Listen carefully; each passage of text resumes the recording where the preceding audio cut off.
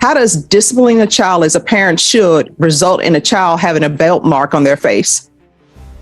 And was that being dramatic? Because that's what it says in the police report, that he had a belt mark on his face, belt mark on his arm. And how old was your child at this time? What, 9, 8, something like that? Welcome to Elite Justice Network. 2023 CR 1952, State of Texas versus Michael J. Duron. Can I have parties announced for the record for the state? Defense. Sorry, Sean Sheffer for defendant, Your Honor. And are you Mr. Duron? Yes. Counsel, have you received all the discovery and did you review it with your client? Yes, sir. Court will find that the state is in compliance with discovery.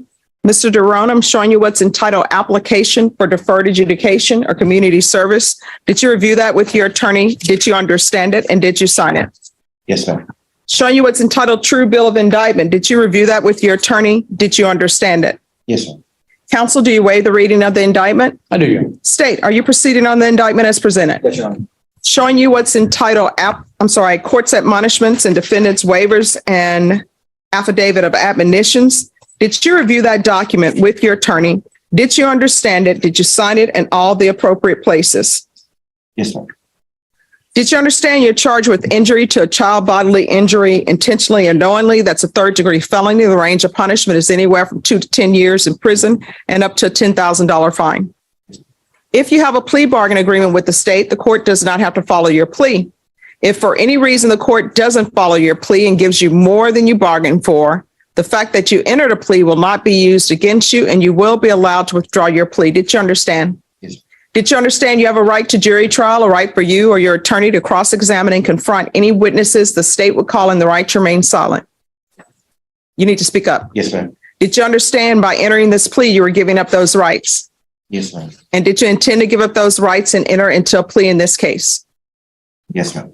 Did you understand if the court were to grant your application for deferred adjudication, if for any reason your deferred adjudication were revoked, the court could find you guilty, sentence you up to 10 years in prison and up to a $10,000 fine? Yes, ma'am. Counsel, has your client been able to provide you with any defenses? He had, Your Honor. Do you believe he has a rational as well as a factual understanding of the charges against him? I do, Your Honor. Do you believe he's currently competent and was legally sane at the time of the offense? Yes, Your Honor. Mr. Duron, has anyone threatened you, coerced you, or placed you in fear to get you to enter this plea? No, ma'am. Has anyone promised you anything other than the plea? No, ma'am. Are you satisfied with the way you've been represented?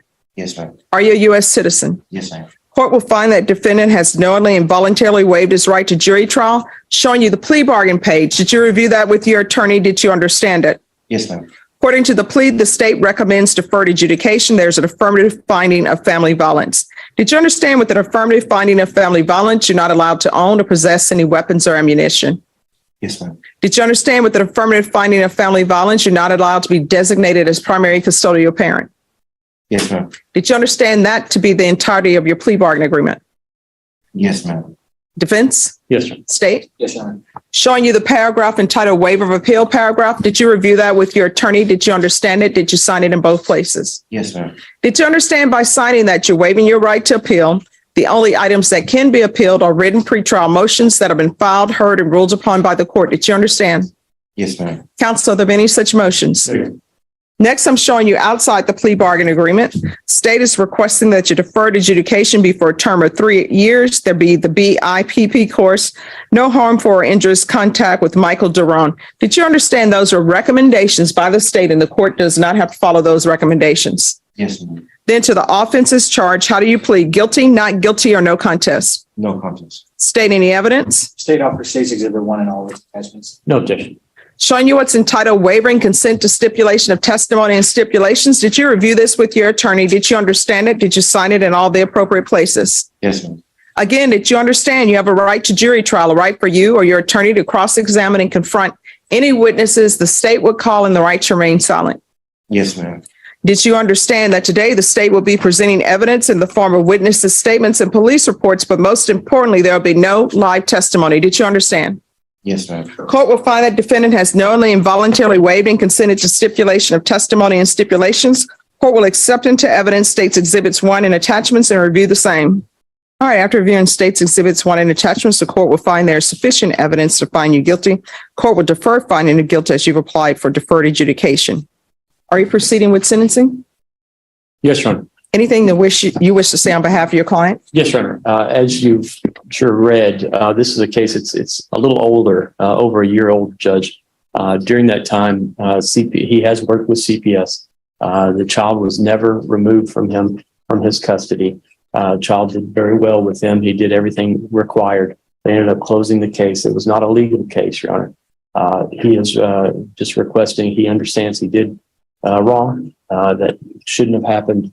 And he's actually also already started a family violence class also, Your Honor. So we're just requesting the court to follow this recommendation. So were you the CPS attorney? No, I was not. Like I said, Your Honor, there was actually never a legal case, Your Honor. Okay. Anything you have to say for yourself? Yes, I was, that day I was disciplining my child like a parent should.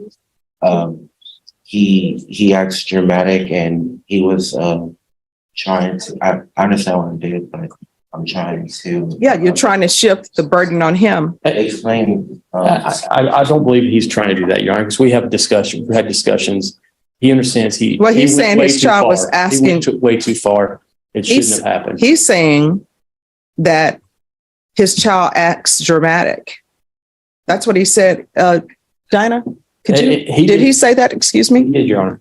So he hasn't learned anything. I disagree with that, Your Honor. Having known him for what have you learned? I learned how to talk to my child. I'm always being there for him. He's always coming for me to advise. He gives me this random, I love you, I hug you. I'm always No. Here's my thing. You told me that he was acting dramatic. You told me, and if the record is not clear or if I'm remembering things incorrectly, please correct me. But you told me that 1, your child is dramatic, and 2, you started by saying, I was disciplining my child as a parent should. That's what you told me. How does disciplining a child as a parent should result in a child having a belt mark on their face? And was that being dramatic? Because that's what it says in the police report, that he had a belt mark on his face, belt mark on his arm. And how old was your child at this time? What, 9, 8, something like that? Yes, ma'am. So basically, what you have taught your child is that your child needs to fear you, which means that if your child accidentally sprays something in somebody's food, he can't tell you because he knows what's going to end up happening. He's going to get hit with a belt across his face. And I don't know why people think disciplining children equals, let me pull out a belt, let me beat you with the belt, because this wasn't let me tap you with corrections. And now you get an attitude with me. And let me just tell you, I will send you quick, fast, in a hurry as a condition of your probation to the Bexar County Jail or either to the state jail facility. And you can see how your discipline works with other people at the jail if it comes to that. So I'm telling you, when you beat a child, this wasn't discipline, this was a beating. When you beat a child, what they learn is to fear you. And you are a grown man hitting on a child. If somebody, let's say, for example, you're at somebody's house. They invite you over. You're sitting at the table and you drop your food on the ground or on the carpet, and it's white carpet, and they get angry. And so they take a belt and slap you across the face. And they tell you, well, I'm just disciplining you because you knew this is white carpet. I told you to be careful not to spill anything on my carpet, and you did. You know what you would do? You would call the police and you would file charges because that person hit you. So you've gone beyond disciplining your child. And I don't know why people don't understand that. And you can say your child out of the blue is saying, I love you and all of this. Sometimes you know why they're doing that? Because they're walking on eggshells. Because you have put fear into this child. If this child were to pick up a criminal case, you know what they'd come to court and tell me? His attorney would? he suffered trauma. Well, what trauma did he suffer? Well, his father beat him. They're not going to come in and tell me the father disciplined him. They're going to come in and tell me my father beat me. And that's what this was. It wasn't like that, Judge. Did he have a belt mark across his face? I can't recall. I don't remember. I remember him just ducking, and usually Just ducking. usually I try to punish him, send him to his ground him, take away his video games because he does wrong. He understands that. So why did you beat him with a belt across his face? Is it because the girlfriend came to you and said, this is what happened? No, that wasn't the case at all. Yeah. So why did you beat him? It was just he was acting up during the day, and it was Doing what? well prior to that we had went swimming. He had jumped in the deep end, and I told him don't do that. So I went after him, and then when we got out, he kept on picking on his sister and my daughter. My daughter's like, Dad, he keeps on messing with me, keeps on pushing me, acting like he's gonna push me into the water. So we go out to get food. Who's your daughter's mother? Who's the same mother? Yes, ma'am. Okay. Finish your story. And so my daughter is like getting irritated, and I'm just like, calm down, because he has ADHD. And so we get home and we finally sit down for dinner. We say our prayers and everything. And he decided to get some Lysol and disinfect her burger because it was during COVID. And so he was just acting up. I sent him to his room. He goes and slams the door, and I'm like, behave. My daughter comes back crying, that he had done something to her toy box, and said, son, what's wrong with you? And he was just very quiet. I said, well, tell me what happened. Just quiet. And so I didn't mean to hit him as hard. I didn't mean to hit him at all, but I was trying to tell him, like, you need to calm down. You need to behave already. You need to, stop messing with your sister. Don't go trying to push her into the deep end. He already went into the deep end and kind of sort of drowned, but I was able to, save him. So I wasn't trying to target him. I was trying to make him understand that it's not okay for you to continue acting like that. And what have you learned from your parenting classes? Because I'm assuming CPS gave you parenting classes. No, it's voluntary. Did you do parenting classes? Yes, ma'am. Who did you do parenting classes? It was compadre. Okay. I like compadre. And I learned a lot. What did you learn? I learned how to calm myself down. Don't explode. Take a deep breath. Wait a little bit. Talk to him. Settle him down right. Try to understand where he went wrong. Where we both can try to understand each other. He is very active. He's very compulsive, and that's part of the ADHD that he has from his family, from his mother's side. My daughter is just like me. We're very chill. We're very calm, and he just. See, you keep saying, so the daughter has the same mother as your son? Yes. Okay, and where is the mother in all of this? She hasn't been active. She has never been present in such a life. I took custody of them when my daughter was out the hospital because she was born with methamphetamine in her system. My baby mama was a drug addict, so Mother your children. Yes.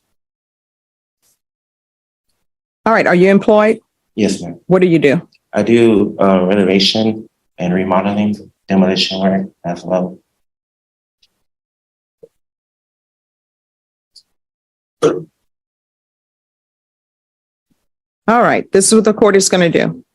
4 years deferred adjudication. There's an affirmative finding of family violence, proof of employment within 30 days. There should be no employment as a home health care provider or with minors. I'm going to give you 200 hours of community service restitution.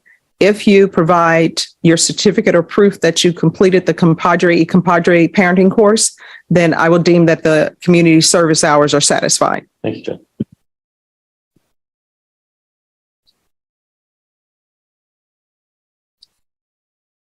There's to be regular reporting by Zoom or in person, regular UAs, field visits, random, one time a month for 3 months. In today's courtroom case, a father stands before Judge Stephanie Boyd after being charged with injury to a child, a serious felony that could have sent him to prison for up to 10 years. At first, the hearing seems routine. The defendant, Michael Duron, agrees to a plea deal and asks the court for deferred adjudication instead of prison time. But everything changes the moment he tries to explain what happened. When asked about the incident, he tells the judge he was disciplining his child like a parent should. That statement instantly changes the entire tone of the courtroom. Judge Boyd stops him immediately and focuses on one disturbing detail from the police report. The child had visible belt marks across his face and arms. The judge's response is intense. She asks him directly, "How does disciplining a child result in a belt mark across their face?" The courtroom falls silent as she explains the difference between discipline and abuse. According to the judge, fear is not parenting. She warns him that when a child is beaten, they stop feeling safe around their parents and start living in fear instead. Duron attempts to defend himself by explaining that his son had ADHD and had been acting out all day. He says the child was misbehaving around the pool, bothering his sister, and later sprayed disinfectant on food during dinner. But the judge refuses to excuse violence because of difficult behavior. As the hearing continues, the father admits he attended parenting classes and learned he should calm himself down before reacting in anger. The judge listens carefully, but makes it clear the emotional damage to the child may never fully disappear. In the end, Judge Boyd sentences him to 4 years of deferred adjudication with strict conditions. He loses his right to possess firearms, must complete counseling requirements, report regularly to probation officers, and avoid harmful contact with his own son. But the most emotional moment comes at the very end of the hearing. The father reveals that after his arrest, his son blamed himself and feared his dad would go to jail forever. Judge Boyd tells him clearly that the child must never feel responsible for what happened. She reminds the father that his son will always remember that moment for the rest of his life. This case became far more than a normal plea hearing. It turned into a powerful courtroom lesson about the line between discipline and abuse, and Judge Boyd made sure everyone in that courtroom understood the difference.